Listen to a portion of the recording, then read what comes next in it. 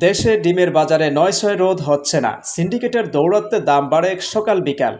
নিম্ন আয়ের মানুষ হাহুতাশ করলেও সিন্ডিকেট ভাঙতে পারছে না কেউ। এই পরিস্থিতিতে রমজান আসন্ন। এবারও রোজার সামনে রেখে রাজধানীর বিভিন্ন পয়েন্টে ডিমসহ নির্ধারিত খাদ্যপণ্য বিক্রির উদ্যোগ নিয়েছে বাংলাদেশ পোল্ট্রি অ্যাসোসিয়েশন বিপিএ ও মৎস্য ও প্রাণিসম্পদ মন্ত্রণালয়। আগামী 12 জানুয়ারি থেকে সরকারের বেঁধে দেওয়া দামের চেয়ে কম মূল্যে ডিম বিক্রি শুরু হবে।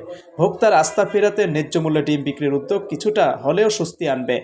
আসন্ন রমজান মাসে সরকারের বেঁধে দেওয়া মূল্যেই বাজারে ডিম বিক্রি হবে সব ধরনের পরিকল্পনা নেওয়া হচ্ছে। একই সঙ্গে বাজার সিন্ডিকেট ভাঙতে সব ধরনের ব্যবস্থা গ্রহণের বার্তা দিয়েছে এ মন্ত্রণালয়। রোজার সামনে রেখে আগামী 12 জানুয়ারি থেকে রাজধানীর 100 পয়েন্টে ডিমসহ কৃষি পণ্য বিক্রি শুরু হবে। শুরুতে 20 থেকে 25টি পয়েন্টে বিক্রি হবে। পর্যায়ক্রমে শতাধিক পয়েন্টে কার্যক্রম পরিচালনা হবে। ডিম কেনাবেচার সিন্ডিকেট এখনও আগের মতোই আছে। সিন্ডিকেট না ভাঙতে পারলে হঠাৎ করেই ডিমের দাম বেড়ে যাবে। নিয়ন্ত্রণকারী সংস্থা কয়েক দিন তৎপরতা দেখালেও নিয়ন্ত্রণ থাকবে সিন্ডিকেটের হাতেই। একই সঙ্গে বিগত সরকারগুলো রোজা সামনে রেখে মাঠ পর্যায়ে ন্যায্য মূল্য পণ্য বিক্রি করত। এবারও তা বাস্তবায়ন করা হবে। ইতিমধ্যে বেশ কয়েকবার বৈঠক হয়েছে। আগামী সপ্তাহে সংশ্লিষ্টদের সঙ্গে সমন্বয় মিটিং হবে। আমরা চাই ভোক্তারা যাতে কম মূল্যে সরকারের বেঁধে দেওয়া দামে পণ্য কিনতে পারে।